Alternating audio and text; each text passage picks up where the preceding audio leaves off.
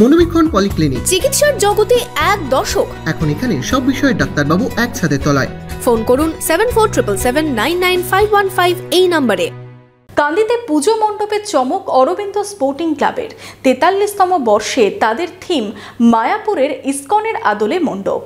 কান্দিতে পুজো প্যান্ডেলের চমক অরবিন্দ স্পোর্টিং ক্লাবের 43তম বর্ষে এবার তারা প্যান্ডেল তৈরি করেছেন মায়াপুরের ইসকন মন্দিরের আদলে।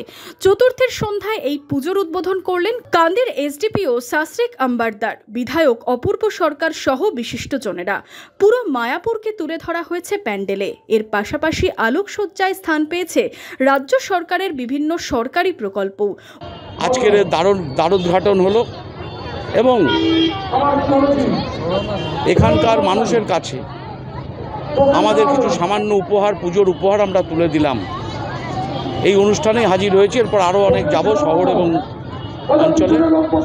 যে উৎসবটা আমরা সম্প্রীতির উৎসব, শান্তির উৎসব, সৌহার্দ্যের উৎসব, আসুন আমরা সবাই মমতা বন্দ্যোপাধ্যায়ের দেখানো পথে আমরা এগিয়ে যাই।